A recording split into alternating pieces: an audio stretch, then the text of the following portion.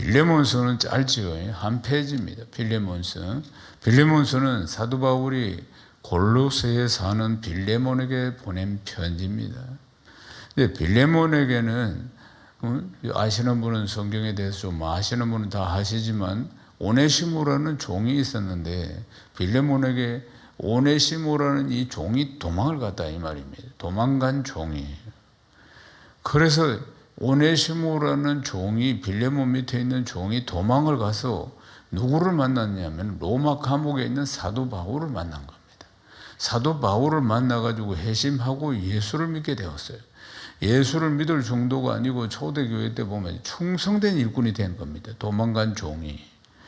그래서 이제 오네시모가 변화돼가지고 충성된 일꾼이 되어가지고 사도 바울이 이제 오네시모의 주인인 빌레몬에게 편지를 쓰는 내용이 바로 이겁니다.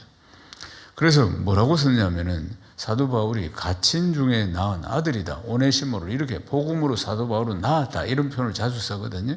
복음으로 낳았다. 디모데도 복음으로 낳았다고 하고. 그러니까 갇힌 중에 뭐 갇혔어요? 지금 저 감옥에 갇혀 있는 중에 복음으로 낳은 아들이다. 오네시모는 이렇게 이야기하는 겁니다. 그리고 아주 충성된 신복이다. 이렇게 이제 이야기를 하는 것입니다. 그래서 사도 바울이 오네시모에게 편지를 보내면서 오네시모를 용서해라. 이런 이야기를 쓴 거죠. 오네시모를 이제 오네시모 회심해가지고 충성된 일꾼이 됐다. 예수를 믿게 됐으니까 오네시모를 용서해라. 그리고 또 용서해라는 게 뭐냐? 그리스도 안에서 우리가 한 형제라 그 말이죠. 한 형제고 너는 주인이고 얘는 종이고 이런 뜻이 아니고 우린 다 한 형제다. 그리스도 안에서. 그래서 서로 용서하고 서로 용납하고 받아들여야 한다. 이런 아주 감동적인 내용이 기록된 서신서입니다. 사랑하는 여러분, 그럼 빌레몬이라는 인물은 어떤 인물인가? 빌레몬서 1장 1절에서 2절을 한번 읽어봅시다. 그리스도 예수를 위하여 갇힌받은 바울과 및 형제 디모데는 우리의 사랑을 받는 자요 동력자인 빌레몬과 자매 아비아와 우리와 함께 병사된 아키포와 내 집에 있는 교회 편지하노니 아멘. 이 편지를 보내는 사람이 누굽니까? 바울과 디모데입니다. 바울과 디모데가 편지를 보내는데 지금 현재 바울은 사도 바울 로마 감옥에 갇혀 있습니다. 근데 바울은 자기 자신을 어떻게 표현하느냐면은 예수 그리스도를 위하여 갇힌 자 된 바울 이렇게 표현합니다. 그러니까 복음을 위해서 자기는 지금 로마 감옥에 갇혀 있다. 사도 바울이. 그리고 편지 받는 사람은 누구입니까?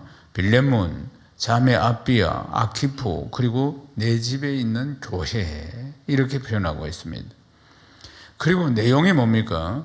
이제 오네시모가 예수를 믿고 지금 충성된 일꾼이 되어 있으니까 오네시모를 용서해라 이런 내용들입니다. 그리고 또 여러 가지 이야기들이 이어서 나옵니다.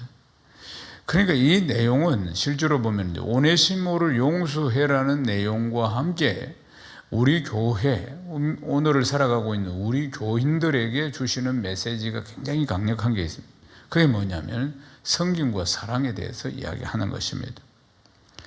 그래서 빌레몬서의 이 수신자가 누구냐면 빌레몬인데 빌레몬을 표현하기를 우리의 사랑을 받는 자요 동력자, 우리의 사랑을 받는 자요 동력자다 이렇게 표현하는 것입니다. 그러니까 이 빌레몬이 골로새 교회에 정말 얼마나 중요한 위치를 차지하고 있는가, 이 몸된 교회에 얼마나 중요한 위치를 차지하고 있는가 하는 것을 볼 수가 있습니다. 그러니까 골로새 교회가 어디였느냐? 지금 골로새 교회에 편지를 한 것인데 이 골로새 교회는 바로 빌레몬의 집이었던 겁니다. 그러니까 네 집에 있는 교회라고 이야기했죠.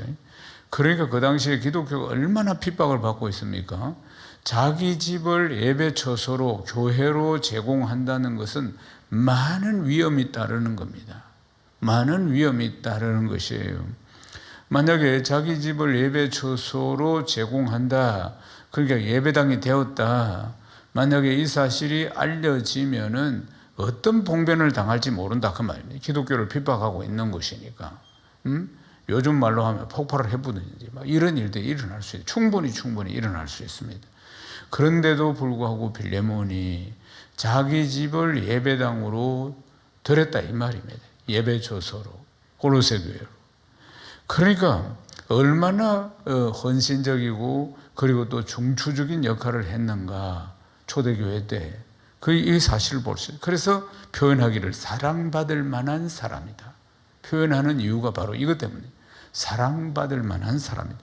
그러니까 사랑받을 일을 많이 했다는 이야기입니다. 그러면은 사랑받을 만한 일을 많이 했다는 핵심이 뭐겠습니까? 자기 집에다 예배당을 제공해서 아니면은 뭐 헌금을 많이 해서 그것보다 더 중요한 것은 이 빌레몬의 마음이 복음에 대하여 불타고 있고 그리고 복음 사역에 대해서 헌신적인 일꾼이었다는 것입니다. 중요한 것은 마음이 중심이 확실한 사람이었다는 것을 볼 수 있습니다. 그러니까 빌레몬은 사도 바울이 편지를 보내면서 이 사실 지금 자기 집을 교회로 제공을 했다는 것 자체가 목숨이 달려있는 문제입니다. 그러니까 복음을 위해서 목숨도 아까워하지 않는 빌레몬이다.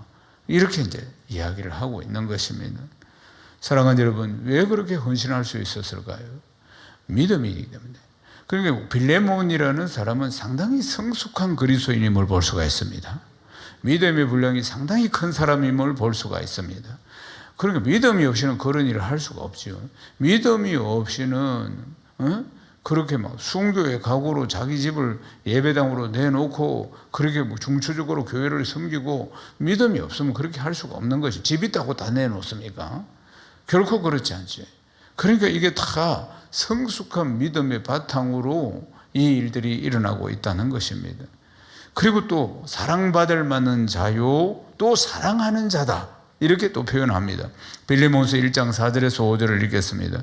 내가 항상 내 하나님께 감사하고 기도할 때 너를 말하면 주 예수와 및 모든 성도에 대한 네 사랑과 믿음이 있음을 들음이니. 아멘.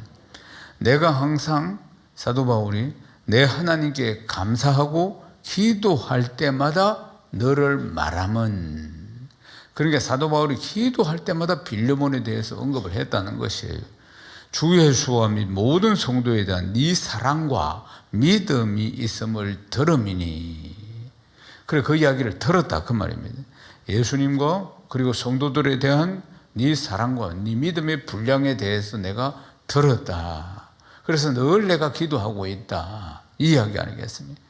그러니까 빌레몬이 어떤 사람인가? 정말 예수님을 사랑하는 사람이고 정말 성도들을 사랑하는 사람이었다 이 말입니다. 빌레몬이 정말 그 안에 사랑이 넘치는 사람이었음을 볼 수 있어요. 그 사랑, 그러니까 성도를 사랑하고 하나님을 사랑한다? 이꼬로 뭡니까? 믿음. 믿음이 없이는 결코 그럴 수가 없는 것입니다. 그러니까 이 보기 드물게 빌레몬은 굉장히 성숙한 믿음을 가진 사람임을 볼 수가 있습니다. 그리고 이제 이 빌레몬은 그리스도인들에게 믿음의 모범이 되는 사람임을 볼 수가 있습니다. 빌레몬서 1장 6절을 읽겠습니다. 형제여, 성도들의 마음이 너로 말미암아 평안함을 얻었으니 내가 너 사랑으로 많은 기쁨과 위로를 받았노라. 그러니까 구체적으로 어떤 일인지는 모르겠지만은 굉장히 빌레몬을 통해서 평안을 많이 얻었다는 이야기입니다. 빌레몬을 통해서 평안을 많이 얻었다. 그리고 또 많이 베풀어 가지고 많은 형제 자매들이 기쁨과 위로를 받았다. 그렇게 이야기를 하는 것입니다. 그때는 얼마나 핍박이 심합니까? 그런 상황 가운데서도 그러니까 빌레몬이 많이 베풀고 섬김으로 해서 많은 성도들이 위로를 받고 그리고 평강을 얻고 기쁨을 얻게 되었다. 이런 이야기인 것입니다. 그 당시에는 뭐 신학이 있었겠습니까? 뭐가 있었습니까? 교회 안에도 보면 율법주의자들이 할례를 행해야 된다고 예수를 믿어도 우리가 율법을 지킬 건 지켜야지. 그러니까 그 당시에 얼마나 혼란스러웠는지 모릅니다. 초대교회 때. 아직 이제 신학이 정리가 되지 않고 또 신약 성경이 나오지 않았죠. 구약만 있었던 그런 시대니까. 그럼 예수 보일러 우리가 예수 믿고 구원받았다. 구원받아도 우리는 율법을 지켜야 돼. 이런 율법주의자들도 많았고 이단 사상들도 들어오고 굉장히 혼란이 많았던 그런 시절입니다. 그러니까 다른 복음을 전하는 자, 다른 예수를 전하는 자, 다른 영적인 현상들 이런 것들도 많이 일어난 거 아니겠습니까? 교회가 세워지는 가정 속에서. 그럼 보면 그런 가운데서 실질적으로 교회 안에서 교회 밖으로는 핍박과 박해가 심했고 교회 안에는 아직 뭔가 교회가 이런 정리가 잘 되지 않았기 때문에 초대교회 신학이라든지 이런 것들이, 그래서 많은 논쟁들이 안에서도 막 파당으로 갈라져 가지고 다투고 그런 일들도 많았다 그 말입니다. 그런데 이 당시에 로마의 지배를 받고 살 때 이 당시 황제가 누구였느냐면은 글라우디오라는 사람이 황제였습니다. 글라우디오라는 황제가 통치한 기간이 보니까 AD 41년에서 54년, 한 13년 동안 통치를 했는데 글라우디오 황제가 이름이 한 2번 정도 나옵니다. 그럼 글라우디오라는 사람이 어떻게 해서 황제가 되었느냐? 글라우디오 앞에 황제가 가이오라는 사람이 황제인데, 가이오, 칼리콜라라는 황제입니다. 그런데 어떻게 해서 참혹하게 죽느냐면은 건의병들, 호위병들이 쿠데타를 해가지고 황제를 죽이는 겁니다. 그때 이 글라우디오가 어디에 있었냐면은 왕궁에 있는, 그러니까 커튼 뒤에 숨어가지고, 커튼 뒤에 숨어서 이 황제가 이 피살당하는 걸 봤다 이 말입니다. 그리고 나서 이 쿠데타를 일으킨 인물들이 이 글라우디오를 황제로 세웠는데, 왜냐하면 혈통이 이 왕족이니까 글라우디오를 황제로 세울 때 왜 세웠냐? 만만했기 때문에 세웠습니다. 왜 만만했냐? 어릴 때부터 병을 앓아가지고 다리를 절고 그리고 귀가 먹었어요. 장애예요, 장애. 그러니까 약하고, 그러니까 혈통은 황족이고, 그러니까 자기 마음대로 부릴 수 있다고 생각하고 글라우디오를 황제로 세웠어요. 황제로.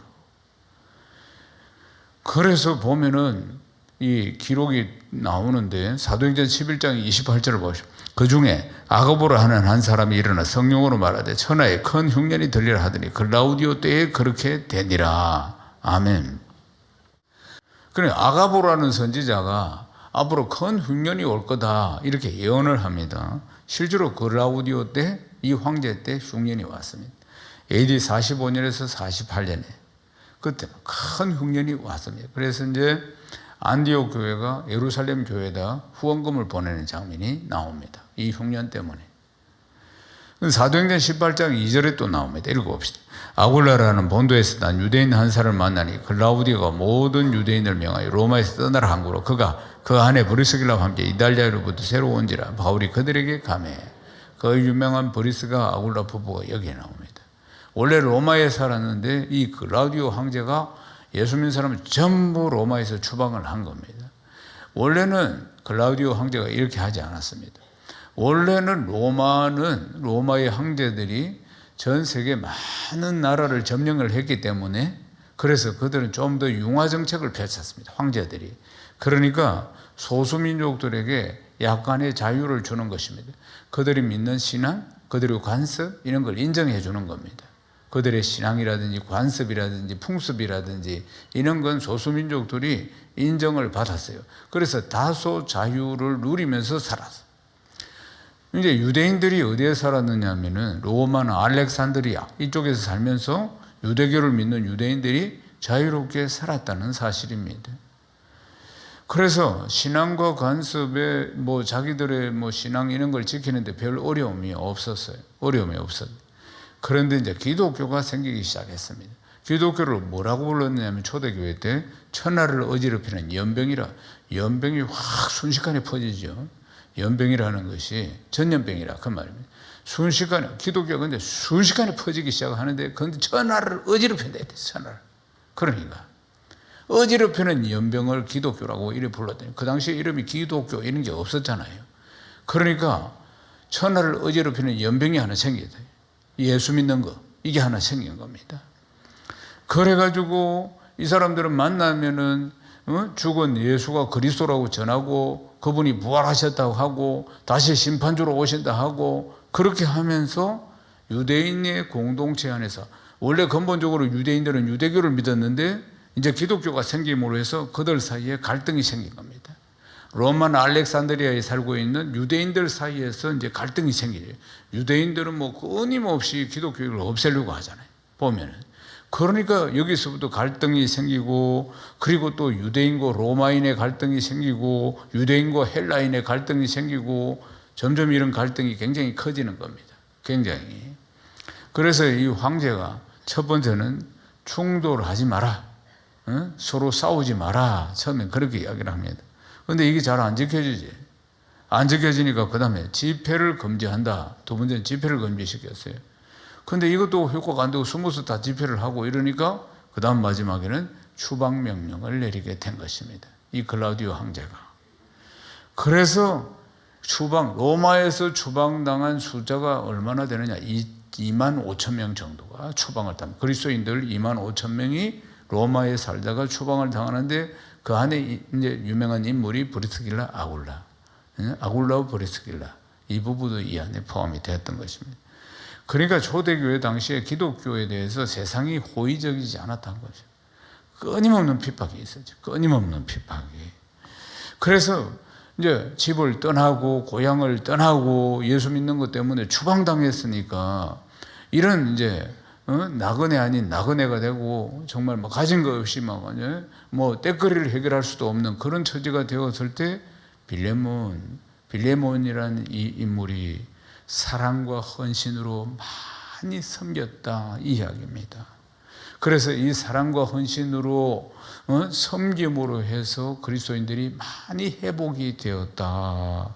그러니까 표현하기를 참으로 사랑하는 자, 참으로 사랑받기에 합당한 사람, 이렇게 사도 바울이 표현하고 있다는 것입니다. 그러니까 참으로 사랑하는 자요, 주님을 사랑하고 형제들을 사랑하는 자요, 정말 우리를 통해서 주님을 통해서 사랑받기에 합당한 사람이다. 그리고 믿음과 섬김의 사람이었다, 빌레몬이. 할렐루야. 사랑하는 여러분, 오늘 우리는 뜻깊은 날인데 오늘은 이런 양을 찾는 해피투게더를 선포하는 날입니다. 해피투게더가 뭐겠습니까? 믿음이 연약한 지체들을 향한 사랑을 선포하는 것입니다. 다른 것이 아니고 우리의 사랑을 선포하는 거죠. 관심과 사랑이 필요하고 우리의 돌봄이 필요한 사람들을 향한 그 사랑의 선포가 바로 해피투게더라는 사실입니다. 사랑하는 여러분, 빌레몬이라는 인물이 뛰어났기 때문에 그런 사랑을 베풀었겠습니까? 아닙니다. 뛰어난 인물이 아닙니다. 뭐 유명한 인물이 아닙니다. 그런데도 불구하고 연약한 형제들, 돌봄이 필요한 형제들, 사랑이 필요한 형제들에 대해서 아름다운 섬김의 마음을 가지고 있었다는 사실 아니겠습니까? 사랑하는 여러분, 우리 안에도 이런 마음이 필요한 줄로 믿습니다. 연약한 지체들을 향한 관심, 지금 교회에 나오지 않고 있는 이런 지체들을 향한 사랑, 그리고 돌봄, 이것이 우리에게 필요하다는 사실입니다. 사도행전 9장 36절 말씀을 읽어봅시다. 요바에 다비다라는 여제자가 있으니 그 이름을 번역하면 도로가라. 선행과 구제하는 일이 심히 많더니. 9장에 보면 요바에 살고 있는 다비다라는 성도가 있는 겁니다. 요바가 어디쯤 되느냐 하면은, 요바는 그러니까 예루살렘에서 한 55km 정도 떨어져 있는 바닷가에 있는 작은 도시가 요바입니다. 그런데 다비다라는 여집사가 선행과 구제를 많이 했음을 볼 수가 있습니다. 사도행전 9장 39절을 읽어봅시다. 베드로가 일어나 그들과 함께 이르매 그들이 데리고 다락방에 올라가니 모든 가부가 베드로 곁에 서서 울며 도로가가 그들과 함께 있을 때 지은 속옷과 겉옷을 다 내에 보이거늘. 아멘. 다비다가 초대교회 공동체 안에서 많이 섬겼음을 볼 수 있습니다. 특별히 누구를 섬겼느냐? 가장 가난한 가부들, 남편이 없는 가부들, 가장 가난한 사람들입니다. 이 사람들을 극진하게 섬겼음을 볼 수가 있습니다. 다비다가. 그러니까 다비다가 병들어서 죽었습니다. 그러니까 이제 베드로가 찾아왔지요. 사람을 보내가 베드로를 이제 모셔온 거예요. 그랬을 때 그 옆에는 이 다비다의 도움을 받은 많은 가부들이 자기가 이렇게 도움을 받았다고 속옷과 겉옷, 그 다비다가 해준 거, 그걸 들고 다 이렇게 보여주면서 애통해하고 있었다는 모습 아니겠습니까? 그때 베드로는 어디에 머물고 있었느냐 하면은 무다라는 곳에 머물고 있었는데 요바하고 가깝습니다. 그래서 이제 사람을 보내가지고 베드로 사도를 오게 했는데 그때 왔을 때는 다비다는 목숨 벌써 숨이 끊어진 상태고 죽었대. 그러니까 그 주변에 있는 사람들을 다 나가라고 합니다. 나가라고 하고 베드로 사도가 무릎을 꿇고 기도를 합니다. 그리고는 시체를 향해서 말합니다. 다비다야 일어나라. 그러니까 이 집사야 눈을 떠라. 응? 다비다야 일어나라. 이 집사라고 했을 때는 5집사일 수 있습니다. 그때 다비다야 일어나라 하니까 다비다가 눈을 뜨고 벌떡 일어난 것입니다. 살아난 것이에요.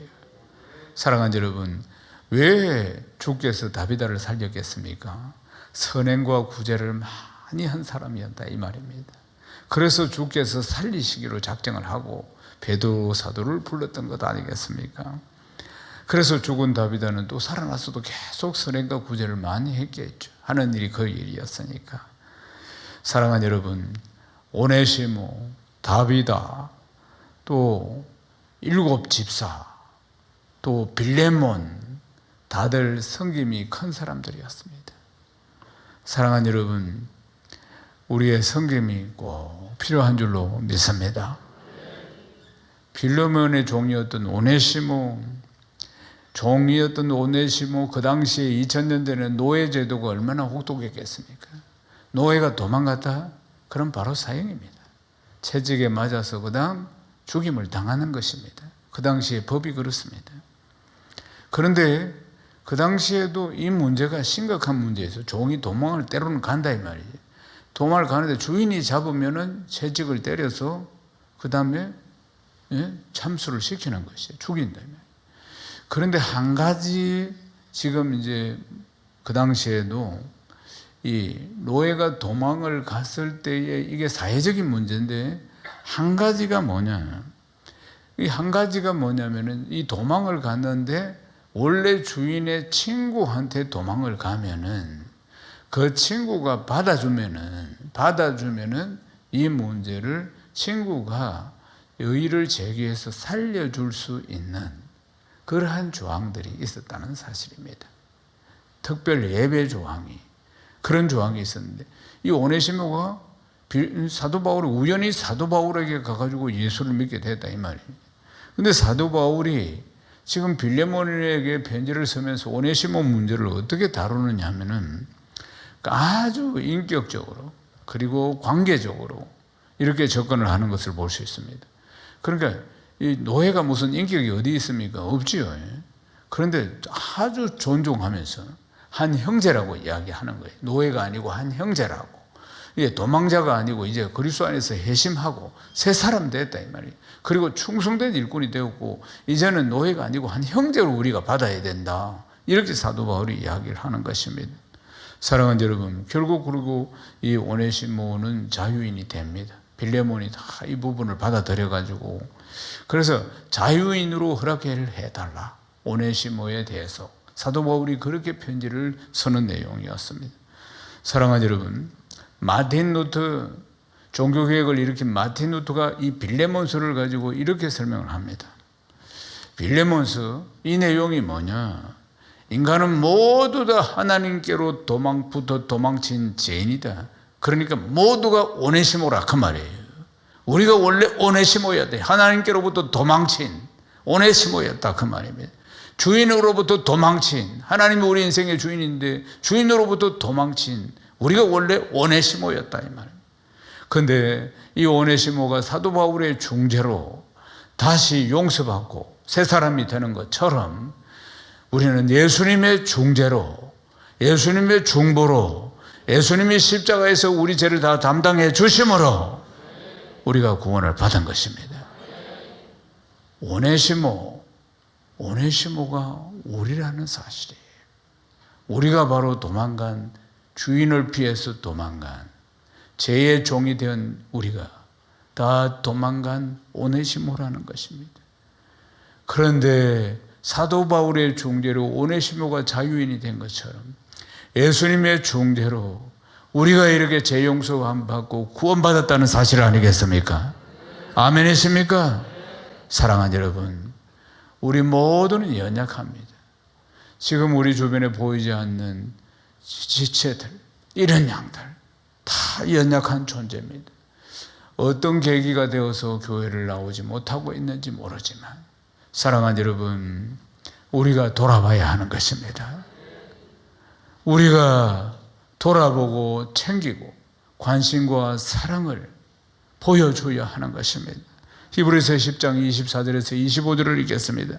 서로 돌아보아 사랑과 선행으로 격려하고 모이기를 피하는 어떤 사람들의 습관과 같이 하지 말고 오직 그날이 가까움을 볼수록 더욱 그리하자. 말세가 오면은 사람들이 모이지를 않으려고 한다는 것입니다. 모이기를 피하는 어떤 사람들의 습관처럼 하지 말고 모이기에 힘써야 된다고 말씀하고 있지 않습니까? 모임을 안 하는데 예배도 안 오고 셀가족 모임에도 안 오고 이런 모이기를 피하는 사람들의 어떤 습관, 그걸 이제 자꾸 반복되면 습관이 되는 것이죠. 그렇게 하면 안 된다 그 말입니다. 사랑하는 여러분, 오늘은 핑계 댈 것도 많습니다. 오늘을 사는 사람도 코로나 핑계도 댈 수도 있고 여러 가지 상황 때문에, 환경 때문에, 건강 문제 때문에 그래서 갈 수가 없다, 그래서 모이지 않고 그것이 습관이 되는 사람들도, 이런 연약한 지체들도 많이 있다는 것을 기억해야 합니다. 우리에게 필요한 것은 그들을 향한 사랑과 섬김인 줄로 믿습니다. 사랑과 섬김이 필요합니다. 그분들을 챙겨야 한다는 것을 기억해야 합니다. 사랑하는 여러분, 함께 주님 앞에 나아가도록 해야 할 줄로 믿습니다. 우리 안에 사랑하는 마음이 필요합니다. 내 문제를 뛰어넘어서 그분들을 기억해야 합니다. 더 관심과 사랑과 배려를 가지고 위로하고 격려하고 그렇게 우리가 섬겨야 할 줄로 믿습니다. 이번에 햇볕투교들을 통해서 많은 지체들이 주께로 다시 회복되고 돌아오는 역사들이 일어나기를 주님의 이름으로 축원합니다.